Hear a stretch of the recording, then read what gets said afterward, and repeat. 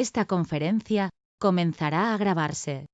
Buenas noches, tengan todos los presentes. El día de hoy, en conmemoración del Día Mundial del Cerebro, tenemos el agrado de contar con la presencia de la doctora Juliana Parcana Machado, quien es médico neuróloga del Hospital Regional de Ica, egresada de nuestra facultad, y también es miembro del grupo Stroke. El día de hoy, la doctora Juliana nos ha preparado un bonito tema para poder concientizar acerca de la importancia del abordaje del paciente neurológico, y vamos a pedirle por favor que silencien sus micros. Cualquier duda, cualquier inquietud la pueden dejar en el link del chat y se va a resolver al final de la ponencia. Así que, doctora Juliana, estamos con usted. ¿Nos puede escuchar? Buenas noches, ¿me escuchan bien? Sí, doctora, perfecto. Qué bueno. Buenas noches con todos, chicos de SOCEMI. Gracias por la invitación. Sí, un día sumamente especial. Gracias por estar presente, por poder acompañarnos y tomar la importancia de por qué celebramos el Día Mundial del Cerebro el 22 de julio.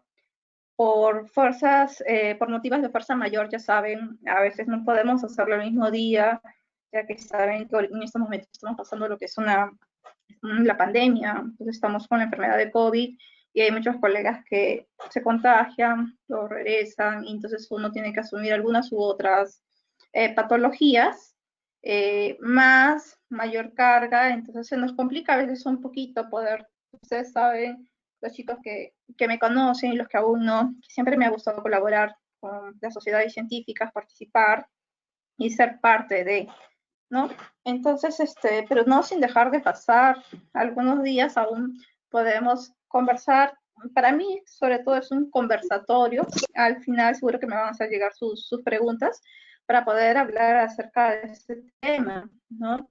Que este tema, como bien lo ha mencionado, yo soy médico asistente del Hospital Regional de Ica, médico neurólogo, ya médico neurólogo. Soy miembro actual de la Junta Directiva de la Sociedad Peruana de Neurología.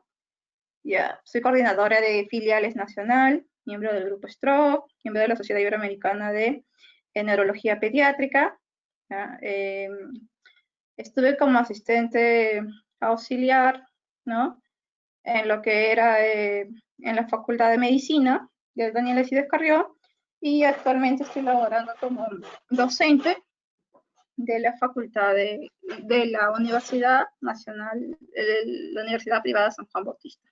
Entonces, chicos, bien, entonces vamos a empezar a hablar acerca del 22 de julio, Día Mundial del Cerebro.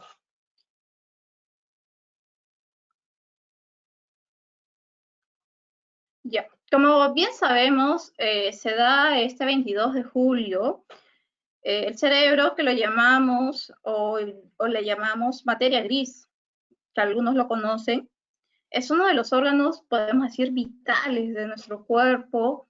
El cerebro nos permite estar sentados, el cerebro nos ha permitido planificarnos para estar a esta hora y poder escuchar la conferencia o hacer preguntas. Todo lo que ustedes están haciendo, el poder desarrollar los pretest, que me parece genial. También todo eso está dado, ejecutado por lo que es la parte cerebral. La planificamos en la parte prefrontal y en la parte motora se llega a llevar a cabo. Entonces, allí qué importante de nosotros poder conservar y prevenir aquellas enfermedades que puedan afectar nuestro adecuado desarrollo. Entonces, controles de las actividades cognitivas. ¿Qué actividades cognitivas tenemos? Como el pensar, el que podemos estar pensando, el abstraer, que se encuentra en la parte de la abstracción, se encuentra en la parte prefrontal. No sé si pueden mirar mi mouse de repente aquí. Ya, ¿ven la parte cerebral? ¿Se ve mi mouse, Arlet? Sí, doctora, sí se ve el mouse. ¿Se ve la flechita? Ya, Sí. Gracias. Entonces, siempre tenemos dos partes, la parte anterior, que es la parte frontal, la parte occipital, la parte temporal. Entonces, vamos a ver cómo este cerebro, y lo vamos a dividir en dos hemisferios, el hemisferio izquierdo, el hemisferio derecho, ¿ya? Esta sería la parte frontal y esta es la parte occipital. ¿Ya? Una de las cosas que cada partecita de este cerebro sumamente que debemos de cuidar. ¿Por qué motivo? Porque cada una de estas partes tiene una función específica. Por ejemplo, en el lado izquierdo, si yo voy al área broca, que es el lóbulo frontal inferior, me está permitiendo expresarme, ¿ya? Me está permitiendo expresar. Si yo, por ejemplo, alguien me hace una pregunta, yo tengo que comprender lo que ustedes me están diciendo, entonces está en la región temporal. Entonces, la región frontal y temporal, el área del habla y el área de comprensión, se van a unir, van a estar unidos por un fascículo. Y ese fascículo arqueado me va a permitir tener una comunicación entre lo que yo hablo y lo que pues, se pueda comprender y poder dar una respuesta. Asimismo, hacer comparaciones o abstracciones cuando nos dan, por ejemplo, los refranes y nos dice, a caballo regalado no se le miran los dientes, o sea, y es parte de la evaluación neurológica para yo saber si su lóbulo prefrontal está totalmente, si está conservado. Entonces, si yo les digo a caballo regalado no se le miran los dientes, ustedes me van a decir, muchos de ustedes, la mayoría, y espero todos los que estén en la ponencia, que se va a significar ya de que si algo nos regalan hay que aceptarlo con toda voluntad porque es un buen deseo de lo que ellos nos han dado. Pero, por ejemplo, aquellos pacientes que tienen lesión en el lóbulo frontal, ya sea porque por un traumatismo, ¿no? Se fueron a jugar fútbol, estuvieron jugando, se cayeron de cabeza, ya, y lamentablemente a veces nos gana, a veces la vehemencia, la adrenalina, que también tiene que ver con la parte cerebral, y nos vamos con todo y nos caemos. Entonces se puede afectar esa parte prefrontal, y esa parte prefrontal luego no nos va a permitir controlar los impulsos, vamos a ser desinhibidos, vamos a estar desmotivados, vamos a tener un comportamiento agresivo, muy impulsivo, ¿no? Entonces se dan cuenta, cada parte del cerebro es sumamente importante. Y así mismo me permite que yo pueda realizar acciones de reacción ante un estímulo. Por ejemplo, ¿qué harían ustedes, ya, si de repente ustedes están friendo, ¿no? Se ponen a cocinar ahora que están en casa y ayudan ahí y ponen su mano en el sartén caliente para verificar y sí, pues estaba muy caliente. ¿Qué es lo que van a hacer inmediatamente? Van a retirar la mano, ¿ya? Entonces están reaccionando ante un estímulo y eso inmediatamente es programado o dado por la parte cerebral. Por ejemplo, si ustedes también están cosiendo y se hincan el dedo, ¿qué es lo que van a hacer? Van a sacar lo que es la mano, ¿no? Porque están hincados y van a verificar. Entonces son vías, por ejemplo, la termodolorosa, ¿ya? La vía espinotalámico que va a llegar hasta lo que es la parte cerebral y nos va a ayudar. Entonces es de suma importancia que nosotros conozcamos o al menos sepamos por qué motivo nuestro cerebro es tan importante de poder prevenir que sufra de enfermedades, de golpes. De ahí la preocupación que algunos incluso, podría decir que es un mito, que cuando se golpean la cabeza, inmediatamente van a acudir a consulta de neurología para descartar si tienen un coágulo o tienen un sangrado, por lo que llegan los pacientes, ¿ya? O más adelante se preocupan si les duele la cabeza pensando que se les ha formado un tumor. No es así, ese es un mito. Un tumor no se forma de los golpes, ¿ya? Pero ven cómo ya nosotros vamos imaginando, tenemos creencias de la parte cerebral que de repente lo hacemos como algo de un mecanismo de defensa y averiguamos y consultamos para ver si es cierto o no, de que de repente, doctora, yo hace 10 años me caí y ahorita me duele la cabeza. ¿Usted cree que tengo un coágulo? No, ya pasaron 10 años y en ese momento hubo algún tipo de edad. ¿Ya? Entonces me permite responder, ya, si hay una luz muy fuerte, ¿qué es lo que van a hacer ustedes? Si hay una luz muy fuerte, inmediatamente se van a poner la mano para cubrirse los ojos cuando miran el sol. Entonces, todas esas reacciones son planificadas por la parte cerebral, por este órgano tan importante, tan bello, ¿ya? Y es así como todo ello, y debido a las grandes afecciones que puede ocurrir en el cerebro, es que la Organización Mundial o la Federación Mundial de Neurología, la WORD, Federation Neurology, elevó su voz para nosotros conmemorar el Día Mundial del Cerebro el día 22 de julio. Entonces, ¿por qué motivo? Para crear la necesidad y conciencia sobre su potencial, riesgos y enfermedades, conservarlo, cuidarlo, ¿ya? Porque muchas veces no sabemos la importancia que puede tener. Se dicen que de todas las enfermedades, el 13% de las causas de enfermedades entre la población mundial están relacionadas con el cerebro, ya sean de tipo de problemas neurológicos hasta algunos trastornos de tipo mental. Entonces, nosotros en esa imagen podemos ver a nuestro gran cerebro del cuerpo que pertenece a lo que es al humano. Miren cómo hacen la comparación con el cerebro del elefante, ¿no? Con diferentes del gorila, que es algo muy similar, solo que el cerebro humano está más desarrollado, más grande, mayor peso, ¿ya? De un gatito, ¿no? Entonces nos permite hacer las diferentes comparaciones con los otros cerebros y podemos ver la riqueza que tiene nuestro cerebro, ¿ya? Porque si nosotros bien tenemos mascotas en casa y les hacemos hacer algunas cosas, ellos aprenden mucho por lo que es la parte de imitación, ¿ya? Comprenden, y hasta algunos dicen, no, mi perro quiere hablar o mi gato quiere responderme, ¿no? ¿Qué sería? Entonces, es porque esta área de acá justo, el área opercular, tiene que ver con la parte del lenguaje y es lo que hemos ido desarrollando a través del tiempo, ¿no? Entonces, la parte frontal, ¿ya? La parte frontal tiene que ver con lo que es el comportamiento. La parte temporal, ¿ya? Tiene que ver con lo que yo escucho, con el sentido del gusto, ¿ya? Con la comprensión. Hay una parte también insular adentro que se encuentra del hipocampo que tiene que ver con la memoria. Si eso se altera, en la parte, vamos a sufrir de problemas de memoria a edad temprana. Por ejemplo, también he tenido varios pacientes, para recordar la importancia, que llegan, no sé si se le habrá pasado, y llegan preocupados, pacientes jóvenes. Entonces, ¿cómo saber? Si es un paciente joven, vamos a ver que la parte cerebral todavía está en todo su esplendor, ¿no? Pero llegan muy preocupados porque se olvidan de las cosas, ¿no? Me dicen, doctora, yo ingresé al cuarto y no sabía que iba a sacar, me olvidé, ¿no? Entonces, doctora, yo fui a la cocina a hacer algo y no me acordaba que tenía que hacer. Seguro que a muchos nos ha pasado, yo me incluyo.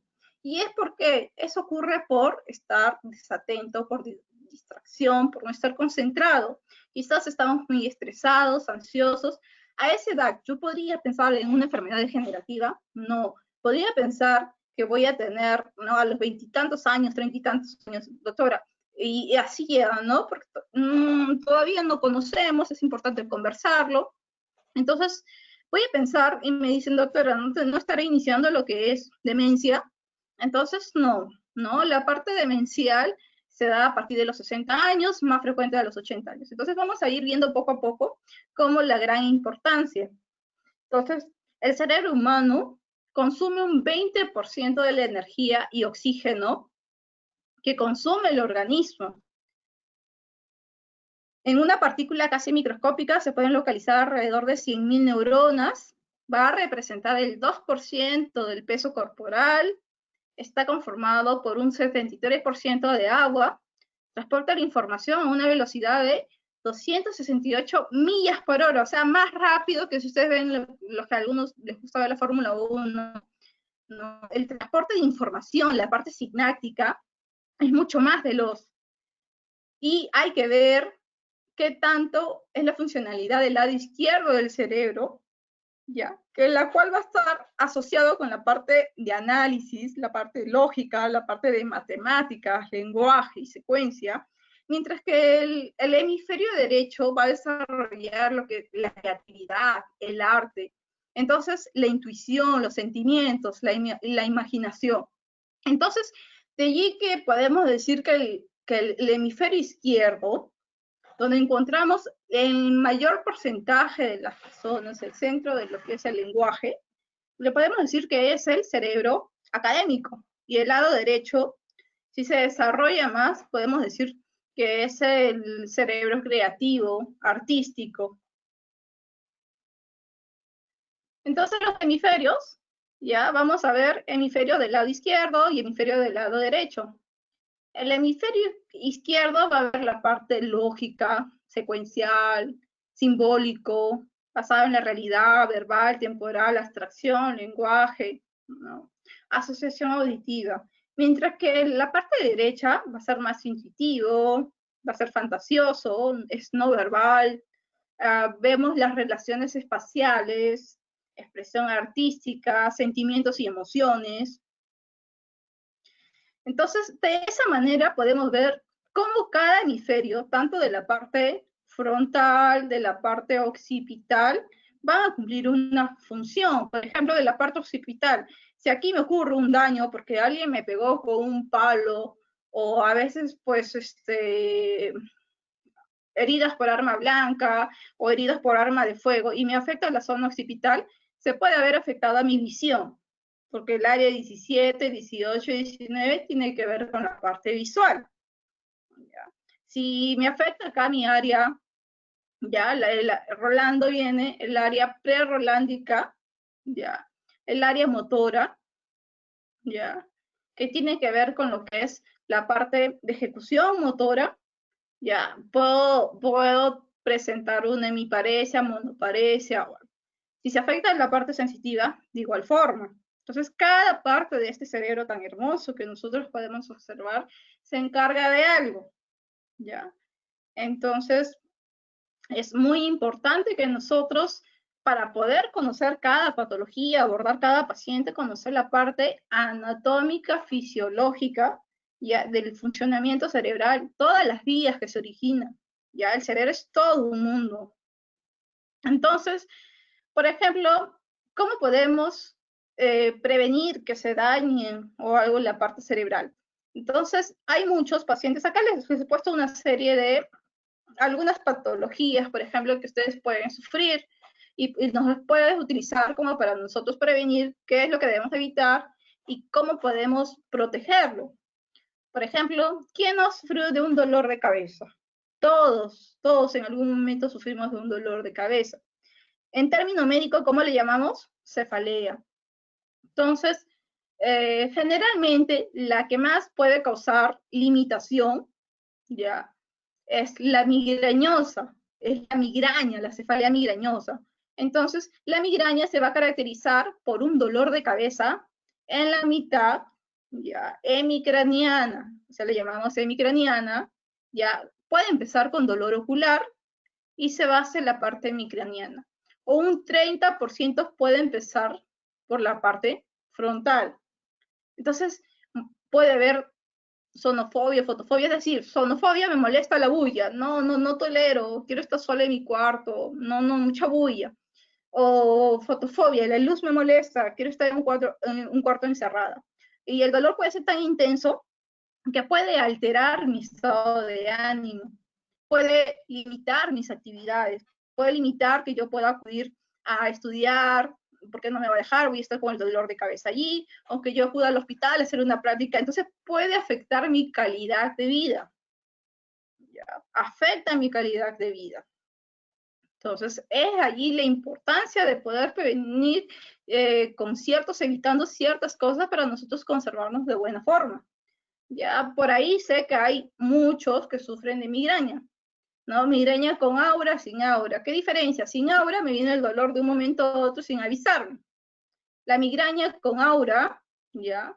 Va a ser aquella que previamente yo voy a mirar así de repente como borroso, ¿ya? Puedo sentir hormigueo en la cara, o dolor ocular, y yo digo, ya me va a venir mi migraña. Entonces, esa es una migraña con aura.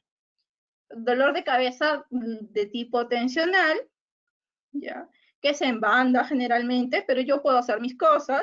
La cefalea de Horton en racimos, solo dolor ocular, y las cefaleas por afectación de los senos paranasales. Pero aquí, la que he escogido es la cefalea migrañosa. ¿Por qué se produce la migraña? Hay una vasodilatación y una vasoconstricción a nivel funcional de las arterias cerebrales, que va desde la parte posterior hacia la parte anterior. ¿Ya? ¿Tiene componente genético? Tiene componente genético. O sea, si yo soy migrañosa, probablemente mi mamá o mi papá ha sido migrañoso. y probablemente mis hijos también puedan heredar eso de la migraña. ¿Ya?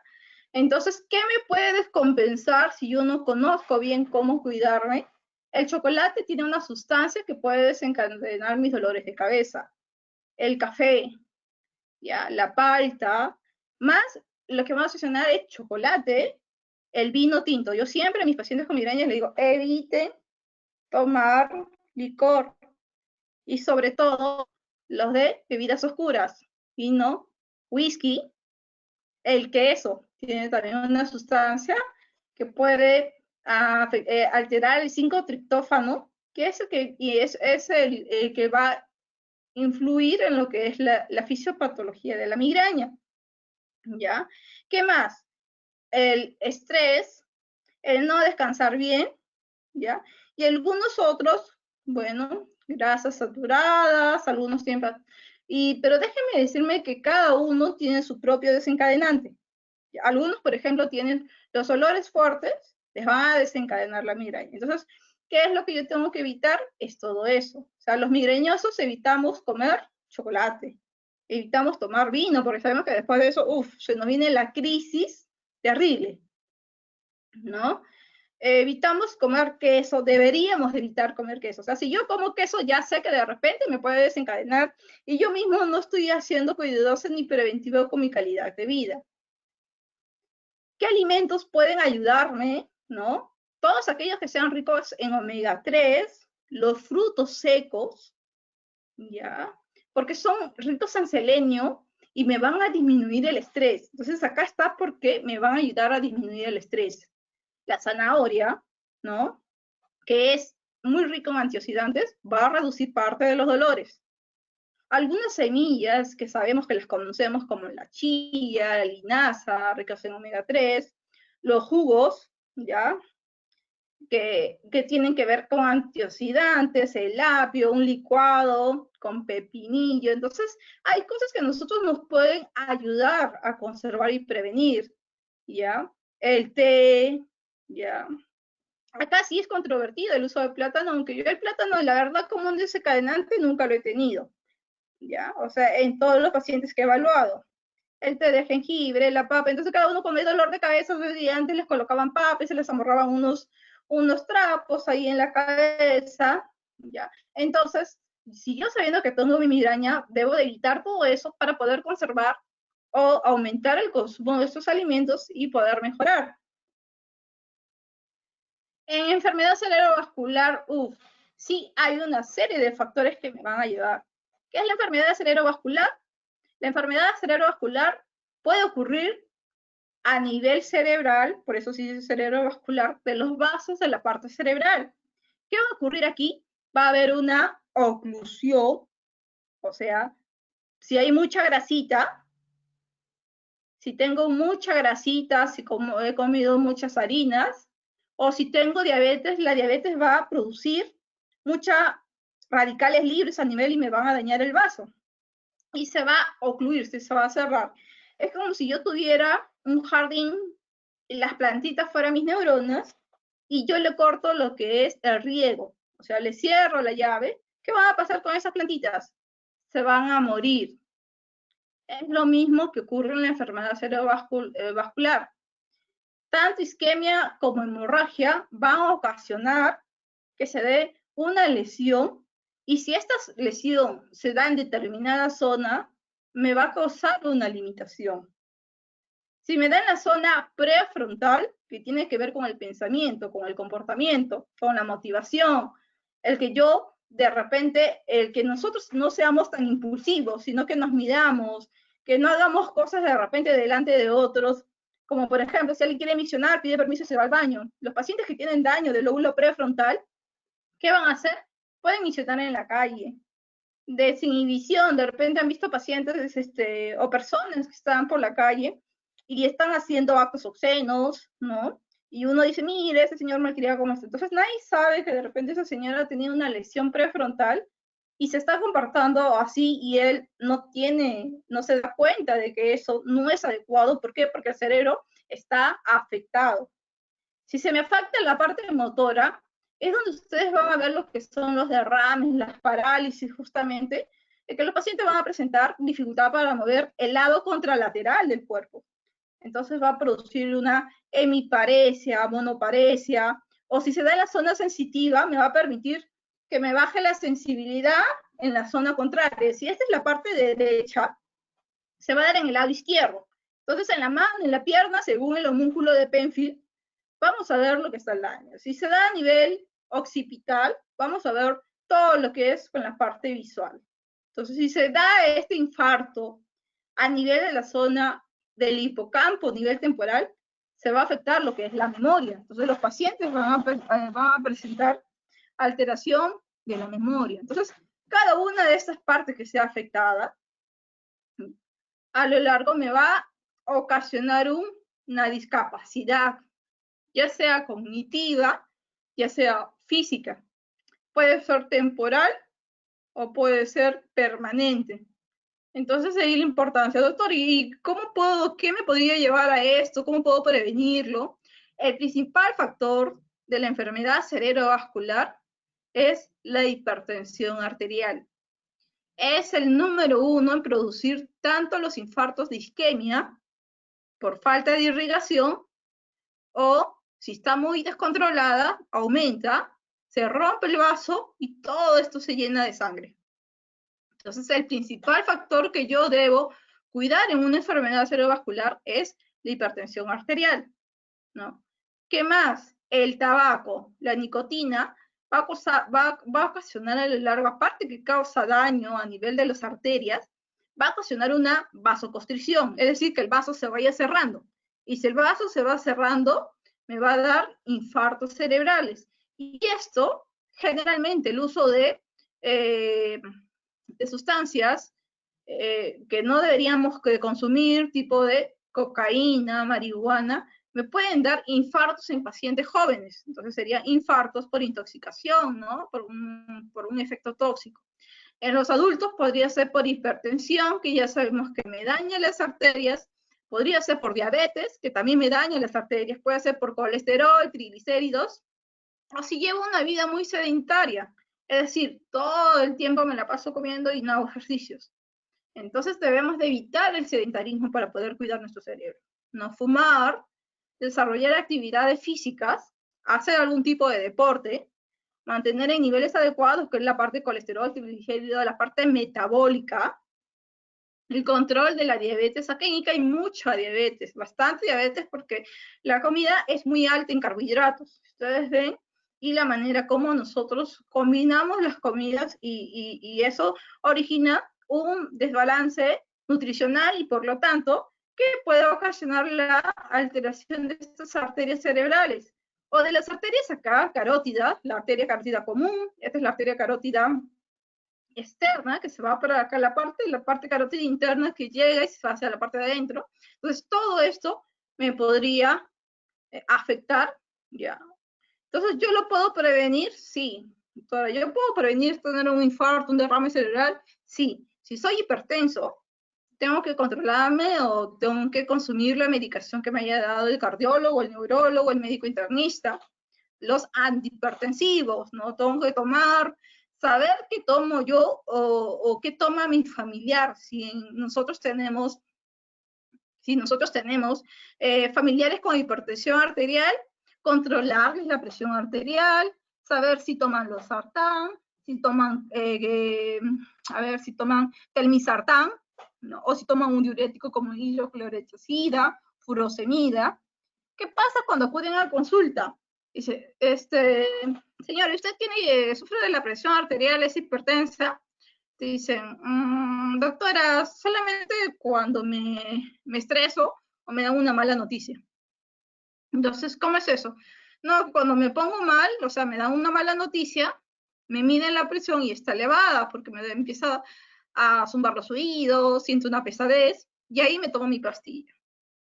¿Eso es un buen control? No es un buen control. Ya es una hipertensa, ya es hipertensa si en cada momento vivimos nosotros ahora, en los últimos tiempos, estresados. Entonces, eso también va a afectar.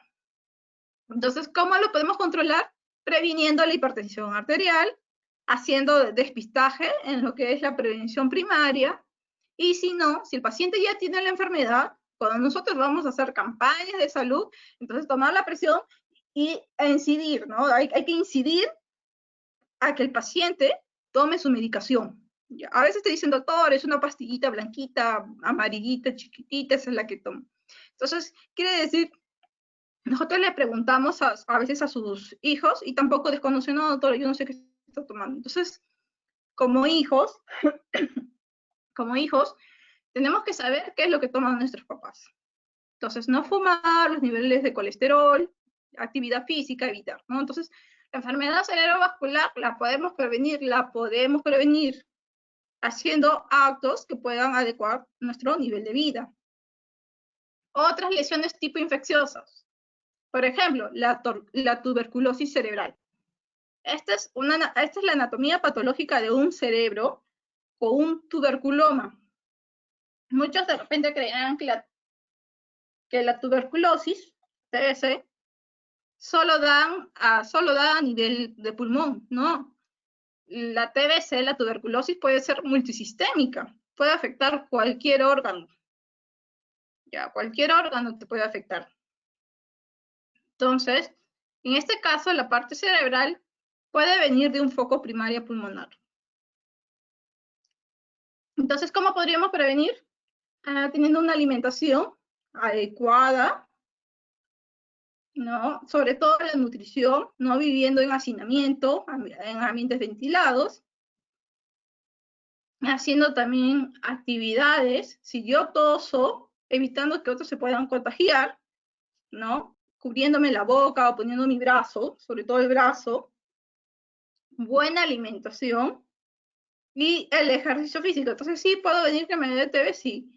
Porque si yo les cuento que todos nos exponemos a pacientes con TBC, no todos vamos a desarrollar tuberculosis. Algunos lo harán y otros no.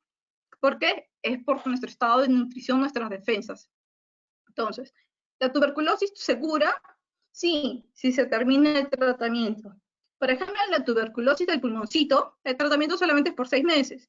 En cambio, la tuberculosis cerebral, como es un órgano sumamente importante y requiere, ¿no?, de que estos antituberculosis puedan hacer acá su trabajo para poder reducirlo, el tratamiento es 1 año y utilizamos corticoides para disminuir la inflamación. Entonces, pero si ustedes ven acá y yo ya tengo tuberculosis y se cura, me puede quedar como una cicatriz y se me puede quedar dañada la zona. Ya puedo tener compromiso de los nervios craneales, o puedo tener compromiso frontal, compromiso en el lado de la memoria. Entonces, según dónde se dé, puedo tener diferentes compromisos. La enfermedad de Alzheimer. ¿Qué pasa con la enfermedad de Alzheimer? Entonces, la enfermedad de Alzheimer es una de las demencias, podemos decir que es la demencia más frecuente que se encuentra a nivel mundial. Se hace el diagnóstico más por sus características clínicas que en sí por llevar un diagnóstico definitivo, porque el diagnóstico definitivo yo lo podría hacer a través de una biopsia, solo así, del cerebro. Entonces, esto me ayuda. Yeah. Entonces, ¿qué va a ocurrir? ¿Cómo defino yo demencia? Si presento alteración de la memoria o de la anoxia, que es el conocimiento, de la praxia, que es realizar actos ya conocidos. Por ejemplo, un acto de praxia es peinarse, ustedes lo han aprendido, lavarse los dientes, saludar, dar beso volado, esos son actos prácticos. Yo los he aprendido por imitación y mis sentidos lo han captado y ya. La anoxia es conocimiento. Por ejemplo, si me enseñan un vaso, yo sé que el vaso sirve para tomar agua. Entonces, nos permite la fascia, es el lenguaje expresivo o comprensivo. Entonces, si está alterado, sobre todo en la enfermedad del Alzheimer, lo que es la memoria, y lo que se altera es la memoria reciente. Por ejemplo, ¿qué desayuné hoy? ¿Qué hice ayer?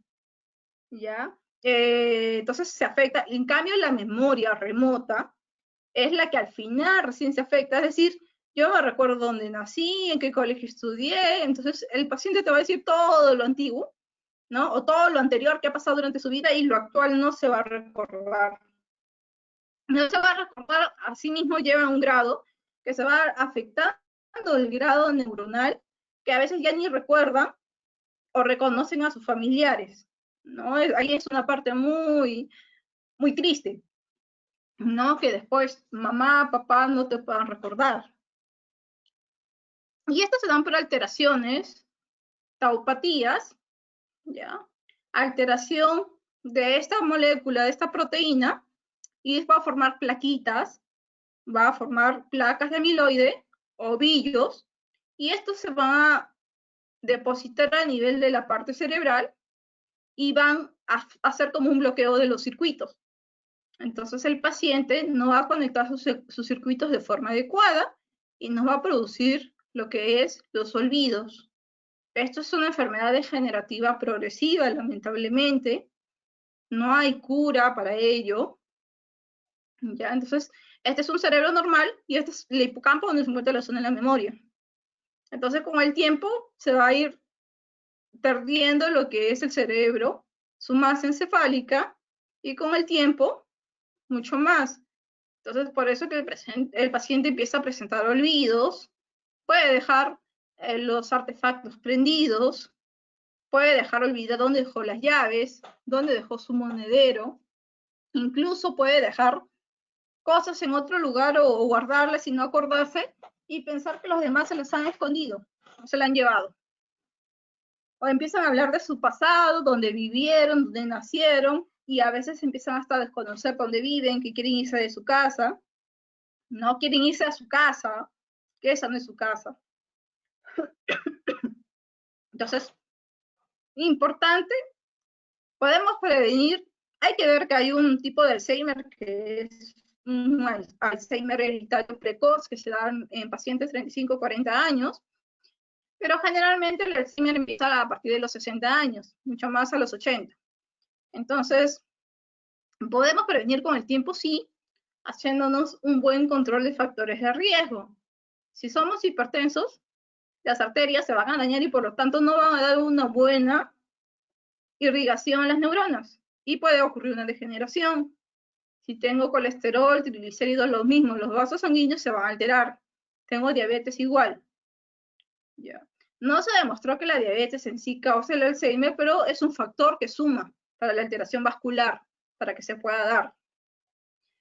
¿Qué más puedo hacer? Puedo consumir dieta baja en grasas, olvidarme de las hamburguesas, ¿no? Esas son tremendas hamburguesas llenas de todas las cremas.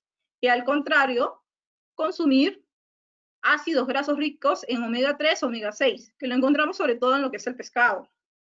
La parte del pescado, ahí vamos a encontrar hacer ejercicio físico, actividad cognitiva, lecturas, tanto cognitiva y relaciones sociales, los mandamos a hacer crucigramas, ¿ya? El sudoku, también los mandamos a hacer, ¿ya? Y que lean nuevamente, que dibujen. Entonces hay una serie de actividades que podemos hacer para estar constantemente estimulando nuestro cerebro y no vaya hacia la degeneración. Evitar los golpes en la cabeza, ¿ya? Porque tantos golpes pueden producir micro sangrados o microtraumatismos que con el tiempo pueden derivarme a un tipo de demencia. Y si hacemos un diagnóstico precoz, le vamos a dar una mejor calidad de vida. Entonces, igualmente, ¿no? Y consumo de omega 3, ejercicios, activo mentalmente. Entonces, todo eso nos ayuda a conservar lo que es la parte cerebral. Ahora quizás ahora ustedes quizás no se den mucho cuenta de lo que comen y todo, y sientan que no les va a afectar, pero luego cuando ya uno va apareciendo, uno va avanzando con la edad, van apareciendo los factores de riesgo producto de lo que antes hemos comido, producto de lo que antes hemos hecho. ¿Y cómo podríamos ayudar a nuestro cerebro? Con todo lo antes ya mencionado. Entonces, el cerebro es el gran órgano de procesamiento de datos, requiere de cuidados preventivos para garantizar su óptimo funcionamiento en la edad adulta y la vejez. ¿Qué nosotros indicamos? Alimentación saludable. una dieta rica en frutas, verduras, vegetales, pescados, porque eso va a favorecer el transporte del oxígeno y nutrientes para su funcionamiento. Mantenerse activo desde el punto de vista cognitivo, como les decía y recomiendo, sobre todo en las enfermedades cognitivas, memoria, rompecabezas, elaboración de pasatiempos, crucigramas, sopa de letras, hacer ejercicios o alguna actividad física regularmente. No solamente es para la parte física, sino que también estimula la parte cerebral. ¿Por qué? Porque nosotros cuando estamos haciendo actividad física y nos gusta esa actividad física, un deporte, algún tipo que nosotros hagamos, vamos a liberar endorfinas, que son las hormonas de la felicidad. ¿Ya? Controlar los factores de riesgo, la hipertensión, la diabetes, consumo de drogas, cigarrillos, café. Tratar de controlar el estrés, la ansiedad y la depresión. Buscar ayuda especializada porque muchas veces necesitamos iniciar tratamiento. Hacer terapia en psicología. Mantener una buena interacción social, estrechando vínculos en la familia, amigos, el entorno laboral, así como participar en actividades de esparcimiento, eventos sociales, recreativos, deportivos, para un desarrollo psicológico de forma saludable. ¿Es importante o para qué me sirve la evaluación neurológica? Sí, es importante. En el contexto de todo lo que hemos hablado, como personal de salud, ¿no? que nos estamos formando, es importante porque me va a permitir hacer una buena historia clínica, hacer una buena anamnesis, preguntarle desde cuándo empezó, por qué, cómo se dio, qué es lo que presenta. Por ejemplo, si llega al consultorio alguien todo desarreglado o todo sucio, voy a saber que algo está pasando allí, haciendo un buen examen físico y las técnicas complementarias. Entonces, si nosotros conocemos la parte normal, anatómica, fisiológica, y conocemos el examen físico normal, neurológico, vamos a poder detectar precozmente las patologías neurológicas y con ello mejorar la calidad de vida, dándole y sugiriendo las orientaciones y recomendaciones para prevenir. El paciente como problema neurológico, cualquier enfermedad que tenga, epilepsia, las epilepsias hay de tipo genético o epilepsias de tipo adquirido, por ejemplo, por un tumor o porque me golpeé la cabeza y se me hizo un coagulito y al final se quedó como cicatriz, infeccioso como la tuberculosis, como la neurocisticercosis. Entonces, ¿cómo voy a poder hacer eso? Haciendo una historia clínica muy adecuada, un examen físico de acuerdo, pidiendo los exámenes, ¿ya? Correspondientes y hacer un diagnóstico correcto para mejorar, tratar, curar y prevenir. Es lo que es nuestro objetivo, ¿ya? En la parte de la especialidad, y ustedes también, como personal de salud futuros, o que ya están ejerciendo, entonces nos va a ayudar para eso. Entonces, la historia clínica, no hay necesidad de yo poder hacerla. Prevenir los factores.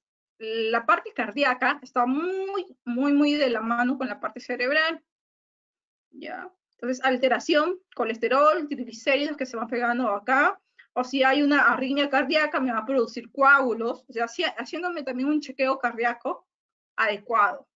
Entonces, tengo que estudiar también otros sistemas para que mi cerebro tenga una buena irrigación, conservarlo de forma adecuada. Entonces, la parte cerebral que ustedes... ¿Sí, chicos? Ya. La parte cerebral que ustedes ven acá, ven el cerebro, la médula espinal, y todo nace acá. Es el centro de control. Entonces viene la médula, para los plexos, para las manos, para yo poder sentir, moverlos. El plexo, lumbosacro también para las piernas. Entonces es importante conocer porque hay patologías del músculo, como las miopatías, inflamación de los músculos, la dermatomiositis, polimiositis, la unión neuromuscular, la miastenia. Nervio periférico, por ejemplo, el síndrome del túnel del carpo, por estar constantemente en actividad con mi mano, o si estoy jugando partido y me fractura la pierna, se va a afectar lo que son los nervios, también nervio peroneal, por ejemplo, ¿no? Si yo estoy subiendo mucho de peso, voy a hacer que mi columna ya se afecte y que los discos se vayan hacia los lados, tanto hacia adelante como atrás, y formarse lo que son las protusiones discales o hernias, y puedan alterar lo que es la parte del sistema nervioso periférico, las raíces, y producirme dolor. Y ya es un dolor crónico que va a afectar mi calidad de vida. Me puedo deprimir, me voy a poner ansiosa porque el dolor no puedo hacer mis cosas, voy a sentir limitada, que ya no puedo hacer mis cosas como antes, ¿no? El troncoencefálico, el cerebelo, que tiene que ver con la coordinación, los ganglios basales, que tienen que ver con el sistema extrapiramidal, la corteza cerebral, donde están las funciones superiores, las meninges y el líquido cefalorraquídeo, porque también sabemos si entra un microorganismo o algo y afecta a las meninges, que son las membranas que rodean el cerebro, voy a tener una inflamación. Entonces luego ir, y hay que conocer que afectación del cerebro puede haber de tipo vascular, como les dije, enfermedades cerebrovasculares,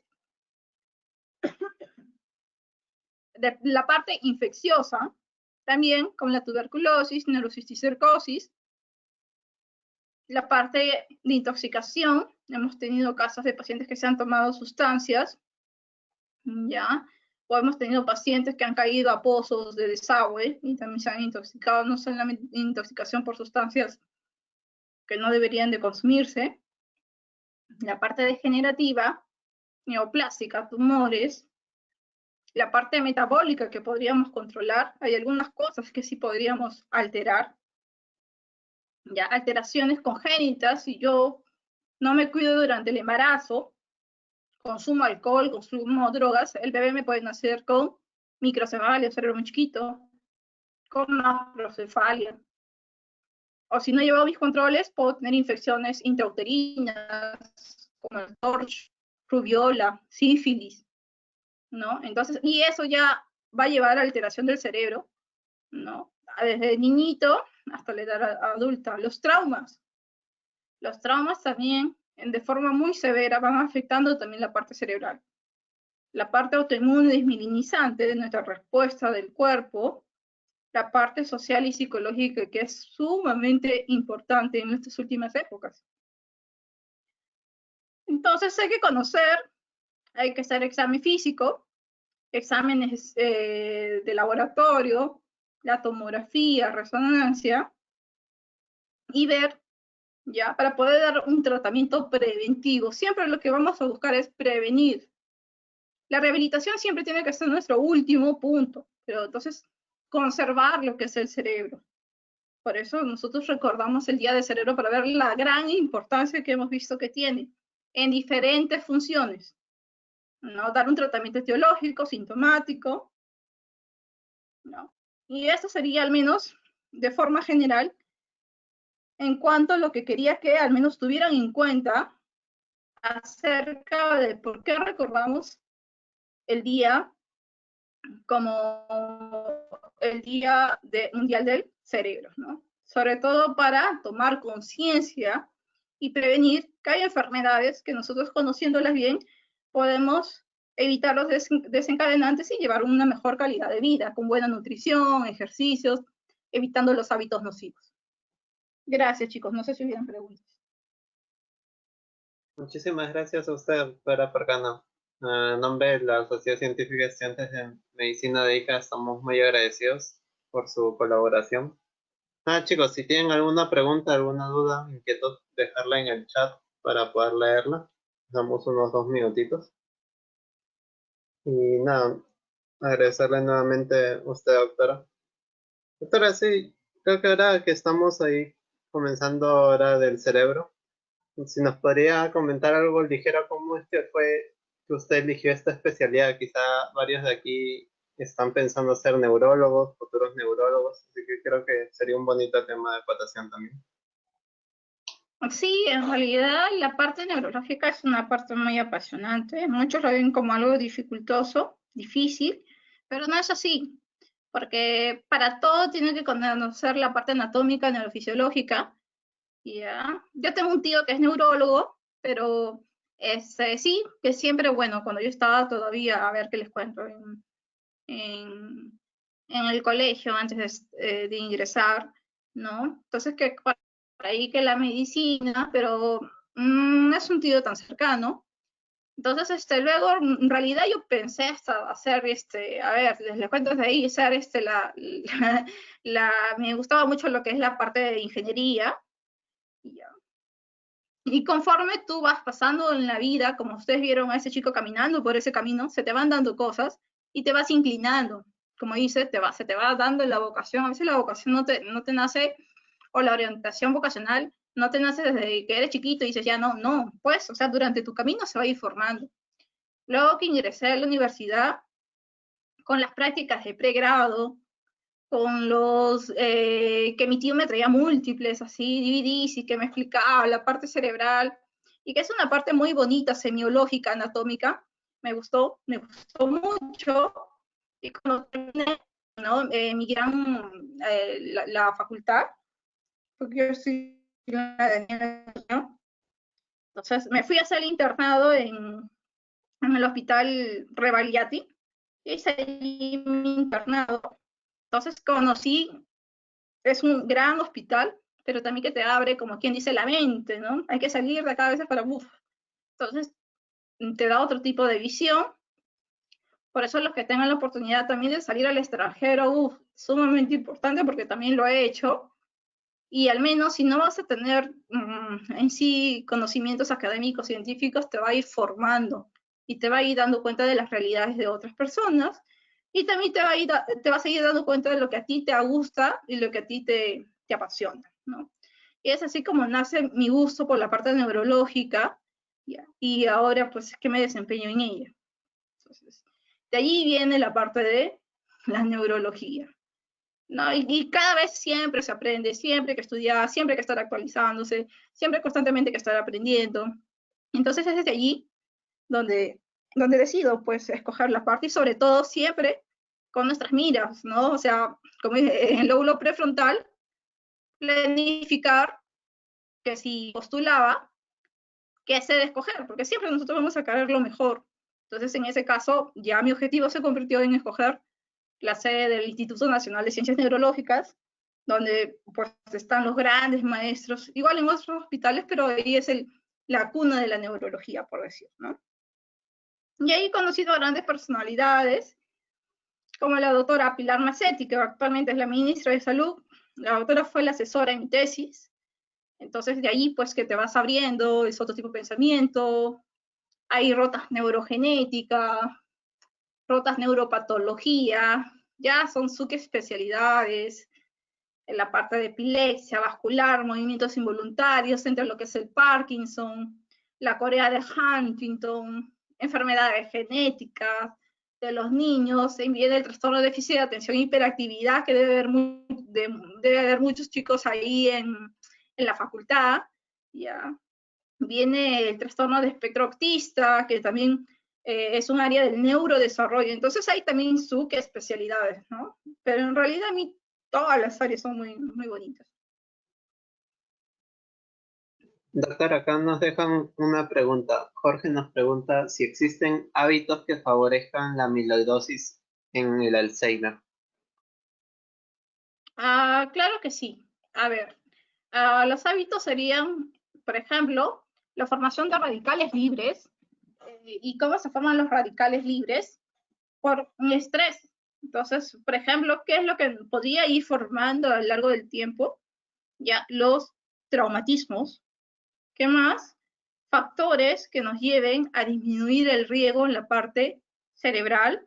¿Ya? Entonces, todo ello podría producir una alteración en la proteína tau, que todos la tenemos, o sea, todos tenemos la proteína tau, pero esa mutación o esa alteración ante diferentes factores, como los que le estoy mencionando, noxas externas, va a ocasionar, por ejemplo, el no descansar bien, me va a producir también un estrés con radicales libres. Entonces, todos esos van a ir afectando no solamente la proteína tau, sino las demás proteínas.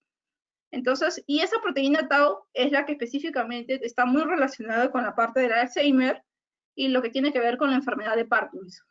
Si bien no tenemos, por ejemplo, en la enfermedad de Parkinson, una etiología que puedo decir, No, por la exposición de plomo de Parkinson es multifactorial y tiene que ver mucho la parte genética, la parte, ¿no?, de la zona también de donde venimos, y la epigenética, o sea, el entorno social que puede influir en cada una de estas enfermedades para que se pueda desencadenar. Por ejemplo, el alcoholismo. Pacientes va a producir atrofia cerebral, atrofia cerebelosa, disminución de la masa encefálica. Las drogas con el tiempo también van a dañar la parte cerebral. Es ahí que ya va a ser otro tema de discusión, el uso del cannabis en la parte neurológica, ¿no? De que ahora muchos lo utilizan para todo tipo de patología, y no es así, porque el cannabis a lo largo del tiempo va a producir un deterioro cognitivo. Hay 2 metabolitos, nosotros necesitamos uno. Entonces, ¿en quiénes sí está indicado? En aquellas epilepsias resistentes a fármacos, ya que nosotros sabemos que no van a controlar con 5 o 6 para buscar una calidad de vida de ese paciente.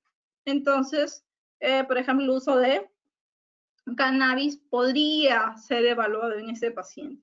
Y son pacientes que ya tienen deterioro cognitivo, ¿no? Tienen una discapacidad cognitiva que no va a permitir que ese paciente vaya más allá, pero sí me va a dar una calidad de vida. Entonces, por ejemplo, si tengo un paciente sano y todo, y me viene porque recién está empezando Parkinson y me dice que quiere que le dé cannabis, porque es así, incluso ellos mismos se empiezan a tomar, se compran en el mercado, ya para mejorar. Entonces, no, o sea, no está indicado eso porque tenemos medicación, enfermedad de Parkinson, degeneración de las neuronas dopaminérgicas a nivel de mesencéfalo. Entonces, generalmente, por eso hay que conocer las enfermedades degenerativas, neoplásicas, prevenir sobre todo el principal factor vascular, que es la hipertensión arterial, porque hay demencia de tipo vascular. Hay demencias también de tipo vascular. Hay demencias corticales, subcorticales, entonces cada uno va a tener sus factores, pero el principal en la parte neurológica siempre es la hipertensión arterial. Y acá en ICA sobre todo vemos lo que es la parte de la diabetes. Bueno, como siguiente pregunta tenemos, ¿qué grado de relación existe entre la enfermedad de Parkinson y el Alzheimer? ¿Hay alguna relación o están completamente desligadas la una de la otra? No, las dos pertenecen, como les hablaba, son taupatías. Ya, incluso que por ahí, ya, incluso lo relacionaban como una enfermedad infecciosa que podía darnos tanto el Alzheimer como la enfermedad de Parkinson. Tienen una relación, sí, son taupatías, pero cada una diferente, porque en la enfermedad de Alzheimer o demencia, lo que se va a afectar son las conexiones de acetilcolina, ya de serotonina. Entonces, y en lo que es la enfermedad de Parkinson, principalmente la vía afectada va a ser la dopamina. Entonces, podemos tener degeneraciones de algo similar o algo igual, por ejemplo, de la proteína tau, pero van a estar en lugares diferentes. Por ejemplo, en la enfermedad de Alzheimer va a haber placas, amiloide y ovillos neurofibrilares que se van a ubicar sobre todo en la zona cortical. Entonces van a actuar como bloques de la parte cortical a la subcortical, evitando que la información llegue de forma correcta. En cambio, en la enfermedad de Parkinson, va a estar a nivel de mesencéfalo en la sustancia negra, que tiene que ver con la dopamina. Entonces, de ahí que sí pueden relacionarse en algún momento, sí, son taupatías ambas. Perfecto. Ivonne Cermeño nos dice, doctora, ¿puede un cardiólogo recetar medicación para hipertensión como prevención? ¿Y decir a la persona que si baja de peso ya no tendrían que tomarla? No, para nada. A ver, el cardiólogo siempre y cuando nosotros tenemos que, si llega el paciente de cardiología o lo derivamos, es porque sospechamos o ya nosotros tenemos de repente o un paciente ya es hipertenso o se tiene la sospecha. Entonces, generalmente lo derivamos al cardiólogo para que le pueda hacer exámenes y ver, porque hay exámenes que de forma indirecta me puede decir que ese paciente es un hipertenso de años.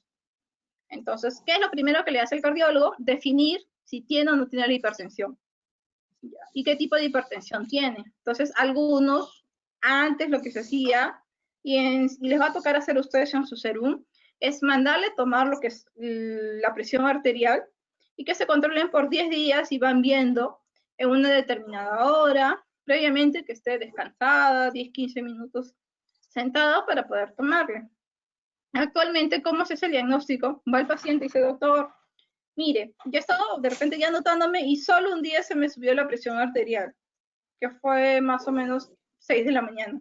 De ahí, todas las demás, en las de diferentes horas, todo ha estado bien. Entonces, se coloca lo que es un tensiómetro, pero portátil, que dura 24 horas, que es por 24 horas. Entonces, cada media hora se programa y les va a ir tomando la presión arterial, ¿ya? Para ver en qué momento se sube o se baja la presión arterial.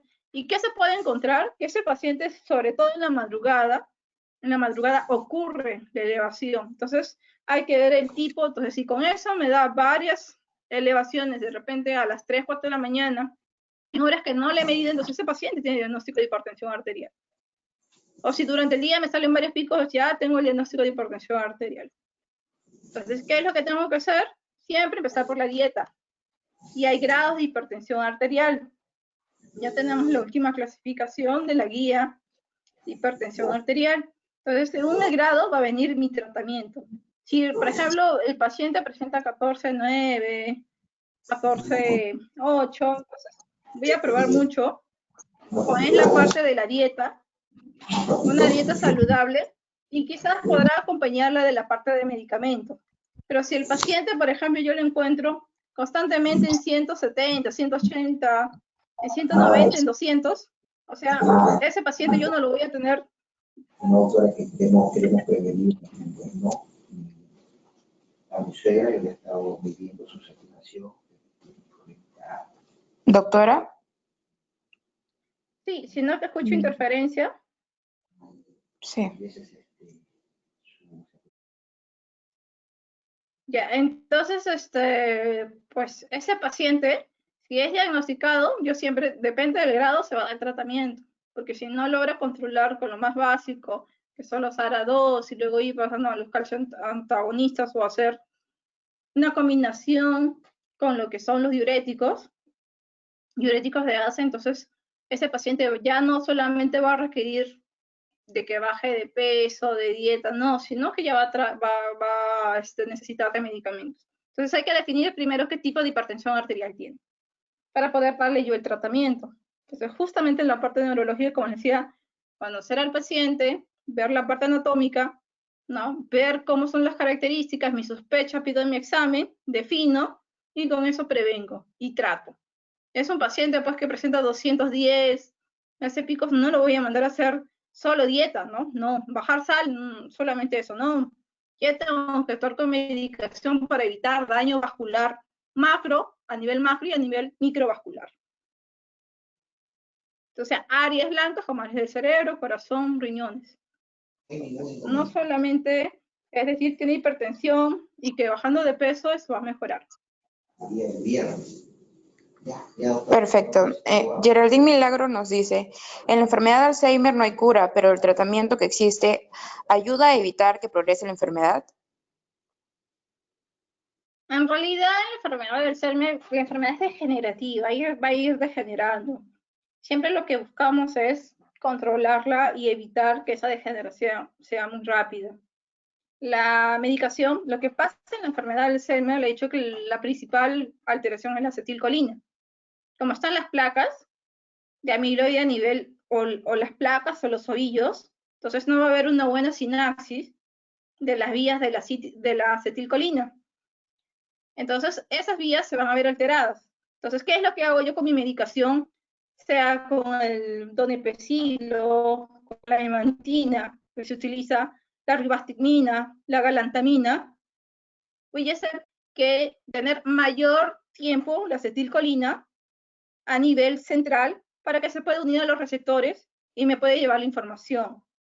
Pero si ya se va destruyendo eso, por más acetilcolina que yo tengo y no tengo dónde actuar, esa va a ir degenerando, ¿no? Entonces la medicación, tenemos medicación propiamente para la enfermedad y medicación si sufre de trastorno de sueño, si se agita, si se pone agresivo. Entonces ya damos neurolépticos, antipsicóticos, o ayudamos con melatonina para que pueda dormir, con quetiapina. Entonces depende en qué grado esté el cuadro. Ya, entonces solamente sirve como para poder controlar y ayudarle a que tenga un mayor funcionamiento. Y ahí vienen también las terapias cognitivas, con los que el desarrollo de crucigramas, dibujos, que lean. Entonces lo vamos estimulando de esa forma. Ok. Melissa nos pregunta, doctora, ¿el autismo qué parte del cerebro exactamente afecta? ¿Y a qué edad nos puede dar el Alzheimer? Medidas preventivas, por favor, para ambos casos. A ver, del trastorno, voy a hablar del Alzheimer, ya hemos hablado bastante, creo que quedó claro. El autismo, antes conocido como autismo, actualmente se llama trastorno de espectro autista. La nueva clasificación del DSM-5 es trastorno de espectro, es por ejemplo, al síndrome de Asperger, que se va a caracterizar por un trastorno social. El paciente es más cohibido, ya es muy desconfiado, no le gusta acercarse a la gente, puede ser sumamente inteligente, estudioso, pero es como aislado. Ya.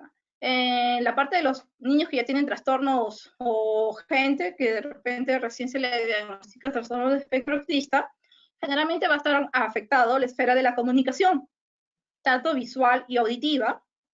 Va a estar afectado las relaciones interpersonales y va a haber una limitación de intereses restringido. O sea, es por eso que dice que es como si ellos vivieran en su mundo. Van a haber alteración en el sistema de recompensa que tiene que ver con la dopamina, ¿ya? A nivel de lo que es de la parte, hay dos tipos de recompensa. Entonces, ¿qué va a suceder en estas vías? En la región dorsal y la región ventral. Y justo también la dopamina comienza relacionada con la enfermedad de Parkinson. Aquí en los niños con trastorno de espectro autista, tiene que ver mucho la parte genética y la parte hereditaria, ¿ya? O puede transcurrir por mutaciones, ¿ya? Es por eso que si una mamá ya tiene un hijo que nace con trastorno de espectro autista, pero no hay antecedentes en casa, su segundo hijo tiene un alto riesgo de producir un trastorno de espectro autista. Y si tiene gemelos, también tienen un alto riesgo que uno de ellos tenga y el otro también. He tenido muchos casos de trastorno de espectro autista de tipo gemelar. Entonces se habla de la teoría, se habla de la teoría genética, se habla de la teoría de los radicales libres, la teoría de lo que es de la mente. Entonces todas esas teorías van a ir asociadas a la parte fisiopatológica, tanto genética como alteración de los neurotransmisores, y en realidad el más afectado se ve en la parte dopaminérgica. Prevenir el trastorno de espectro autista, nadie puede prevenir el trastorno de espectro autista, ¿ya? Salvo que desde, pues, se haga lo que es estudio de genoma desde que está embarazada, ¿ya? Y eso no se hace aquí en otra parte del mundo tampoco, ya se hace cuando el paciente pues ya ha nacido, es mayor de edad, para saber qué enfermedades puede sufrir. Entonces, el mejor embarazo, el más cuidado, el que de repente se solicita licencia para estar tranquilo y todo, pueden nacer con autismo, Factores, por ejemplo, por ahí la edad. Algunos también hablan mucho de la parte genética de lo que es la parte del padre. Entonces, el autismo es más un trastorno de tipo genético, ya que un trastorno que se debe, por ejemplo, si consumió alcohol. Vamos a ver de repente embarazos que consumen alcohol, no se cuidaron nunca y su niño nace bien. Y los mejores embarazos pueden dar lugar a que tenga trastorno de espectro autista. Entonces, y no todos los hijos tampoco, pues es mayor el porcentaje, pero de repente alguien puede tener cuatro hijos y de uno tener trastorno de espectro autista, ¿no? Entonces ahí, al alterarse la comunicación, ellos no te miran, no fijan la mirada cuando estás conversando. Cuando lo llamas por su nombre, no voltean, porque no es que estén sordos o tengan hipoacusia, no. Es porque ellos están metidos en sí mismos, ¿ya? Y nosotros tenemos que entrarle a su mundo de ellos, no ellos al de nosotros. Entonces, por eso se dice que el trastorno de espectro autista tiene condiciones, es una condición, más no es una enfermedad. Es un trastorno del neurodesarrollo porque se da ya durante el embarazo, durante la formación de la parte cerebral. Entonces, prevenir un trastorno de espectro autista, hasta ahorita realmente hay muchas interrogantes porque hasta ahorita se sigue estudiando mucho la parte genética. Muy bien. Doctora, ¿cómo diferencia una demencia senil de la enfermedad? No escuché bien la pregunta. ¿Demencia senil de la enfermedad de Alzheimer? Sí, ¿cómo se diferencia? La demencia senil no existe. La demencia senil es la que comúnmente llamamos a la demencia del anciano. Y la enfermedad de Alzheimer es como tal la definición mayor de 6 meses, ¿ya? Y la que viene con placas, demostramos que hay ovillos neurofibrilares, placas de amiloide, ¿ya? Y en la que vemos en la resonancia más atrofia temporal que tiene que ver con la memoria que frontal que tiene que ver con el comportamiento. Entonces, por eso, nosotros llegamos a un diagnóstico de enfermedad de Alzheimer probable, definitivo, no llegamos a hacerlo, porque necesitábamos sacar una biopsia para ver las placas y los ovillos. Y demencia senil, un término mal usado que lo siguen haciendo, en alusión a la demencia que se da con la edad, pero no hay ninguna, o es una enfermedad de Alzheimer, o es una demencia vascular, o es una demencia por enfermedad de Parkinson, demencia por Corea de Huntington, todas en sí se busca una etiología. Debería de utilizar. Muy bien. Yasmín nos pregunta, ¿qué hábitos ayudan a disminuir la frecuencia de la migraña? A ver, principalmente evitar el estrés. 3 puntos podría dar. Evitar el estrés, dormir a sus horas, mucho uso de celular, quedarse hasta tarde, o sea, el trasnochar y consumir bebidas alcohólicas, sobre todo eso. Y los alimentos, ¿ya? Y como volví a decir, el queso, el chocolate, el vino tinto, el Ajinomoto, por allí, el queso, ya no en todo se puede dar, pero son los más frecuentes que podemos encontrar. Entonces, en las migrañas, ya generalmente los migrañosos o migrañosas, van a ser muy perfeccionistas, se estresan muy rápidamente. Tiene que haber mucho un factor psicológico, por eso que también algunos pacientes los mandamos a hacer terapia psicológica para el control de la ansiedad, del estrés, porque es un desencadenante muy frecuente, la cefalea tensional. A veces se convierte en cefalea mixta, cefalea por migraña y cefalea por tensión. Entonces, todos esos hábitos podemos evitar el tratamiento. Si yo estoy descompensada, voy a dar un tratamiento para la parte crónica, que es un preventivo profiláctico. Puedo utilizar la funaricina, el topiramato, el ácido valproico, propanolol, dependiendo de las características de mi paciente, si es joven, si es adulto, si es mujer, si es hombre. Porque, por ejemplo, si es mujer, tengo que conocer que el ácido valproico viene de la farmacología, ya es me puede producir ovario poliquístico, me puede producir, es el antipiléptico más teratogénico. Entonces lo evito utilizar en pacientes de edad reproductiva. Les doy topiramato, que va bien en las mujeres, no les hace subir de peso. Por ejemplo, en los niños más pequeños utilizo la flunarizina. En los adultos no puedo dar propanolol, los adultos mayores, porque les puedo causar una hipotensión. Sufren de la próstata, sufren de los bronquios, entonces hay que conocer toda una historia clínica.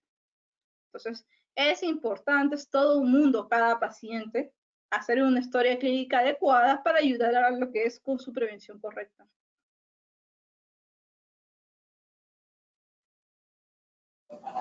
Gracias, doctora. Una de las últimas preguntas dice, doctora, ¿el Parkinson, cuál es el medicamento de elección para tratar esta patología? A ver, el Parkinson les he mencionado, ya que es una degeneración multifactorial de la sustancia negra de la degeneración de las neuronas dopaminérgicas. O sea, no hay dopamina. ¿Qué es lo que tengo que hacer? Administrar dopamina.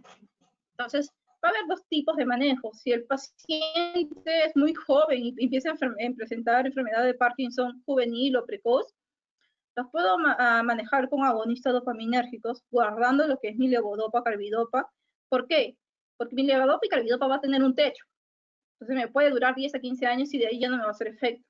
Entonces, si yo lo empiezo a dar desde una edad temprana, pero luego no voy a tener que darle. Entonces, utilizo agonistas dopaminérgicos como el pramipexol. Incluso, por ejemplo, se dice que quien tiene mucha dopamina es el ABA.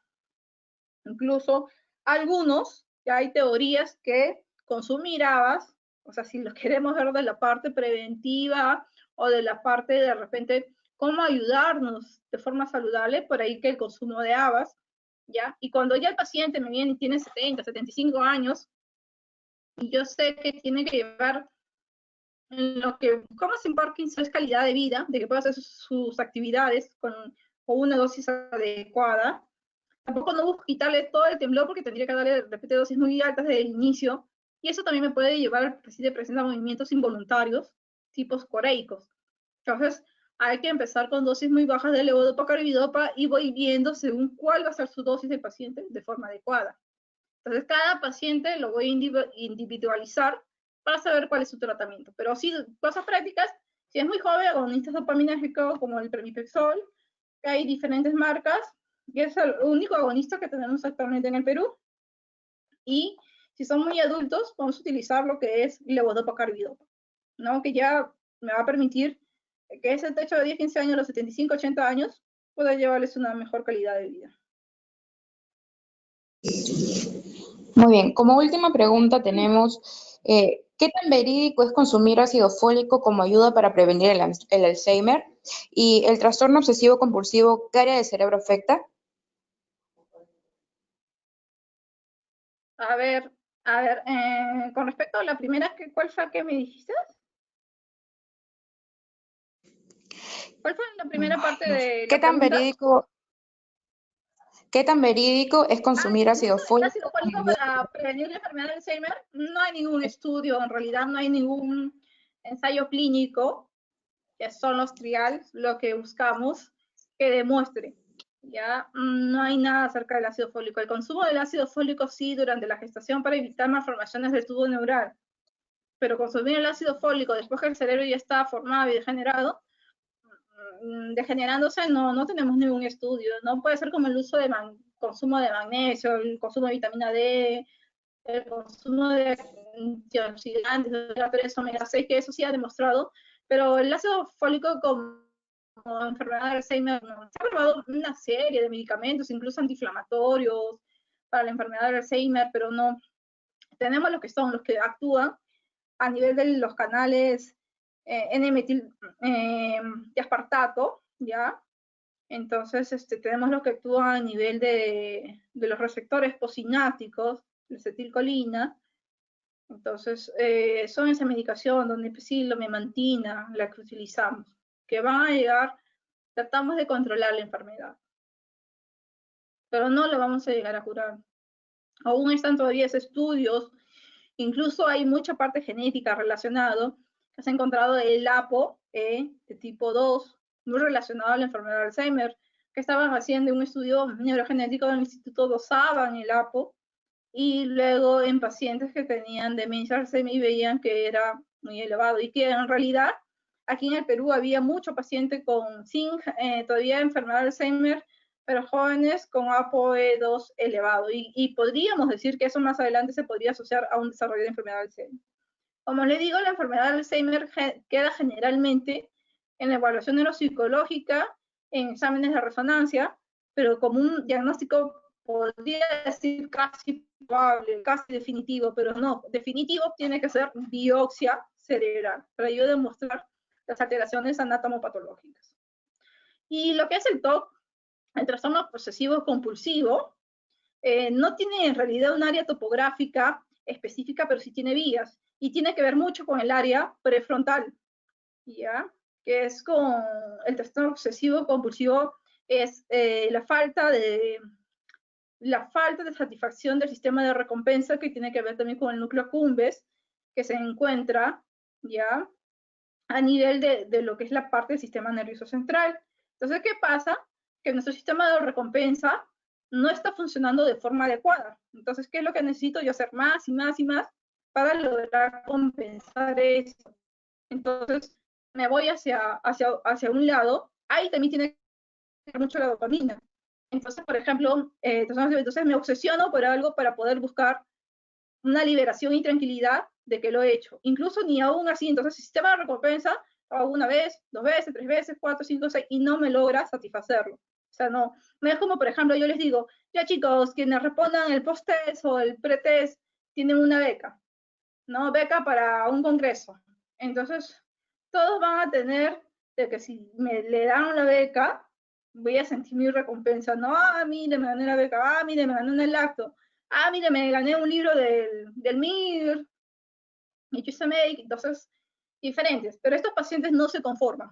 Entonces, entonces, pero ellos van a hacer la misma actividad de realizarlo, y mucho tiene que ver la dopamina allí, y igual tiene que ver con lo que es un circuito similar a lo que es la ludopatía, la hipersexualidad, ¿no? A lo que es las adicciones.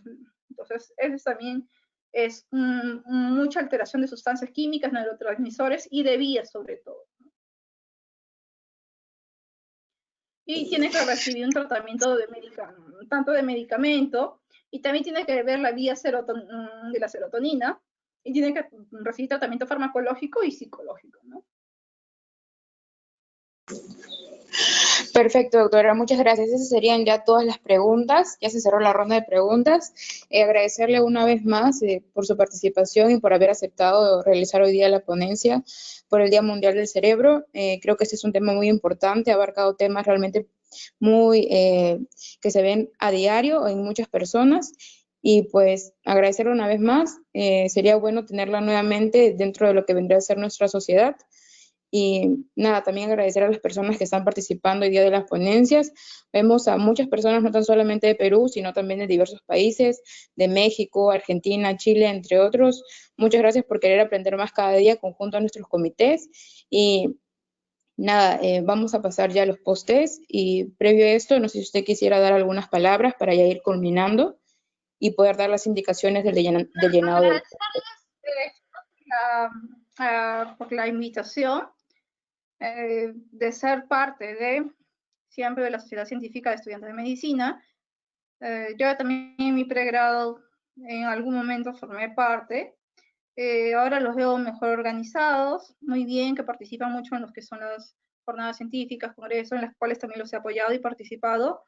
Y me da gusto ver que la cantidad de alumnos que cada vez va ingresando más, y esto va dando una formación de investigación, ya que quizás a veces no la tenemos mucho como curso o como exigencia en nuestra universidad, en nuestra facultad sobre todo, y que vemos que el mundo de ahora está lleno de investigaciones y que ha sido una de las principales limitantes ahora en esta pandemia de COVID.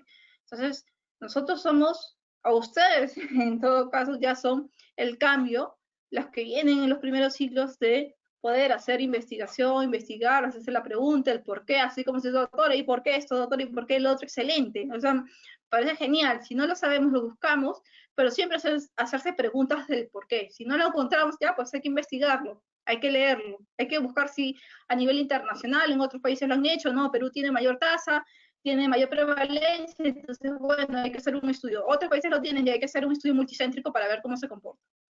Entonces, de esa manera, ya nosotros no solamente nos vamos a basar en la parte académica y saber, sino también vamos a saber diferenciar qué artículos, qué información realmente es válida, ¿ya? Porque información, artículos cada día se publican así, a cada segundo. Entonces nosotros tenemos que saber seleccionar y hacer una buena lectura crítica de ello para poder coger una buena información para nuestras ponencias o para buscarlas como marco teórico para nuestros artículos, paper o trabajos que quieran presentar, protocolos. Eso es muy importante, ¿no? En todo caso, les agradezco mucho la invitación, excelentes preguntas. Les invoco y los incito a que sigan así con cada especialidad, que puedan recibir ese apoyo, porque igual todos pasamos por las mismas etapas, y espero de poder también encontrarme nuevamente pudiéndolos compartir algo de conocimientos, porque en realidad siempre he creído que todo el conocimiento ya está en el internet, solo que hay que, pues nosotros en las exposiciones lo que hacemos es sacar lo más importante y poder llevárselo a los demás, ¿no? Gracias por su atención. Muchas gracias, doctora.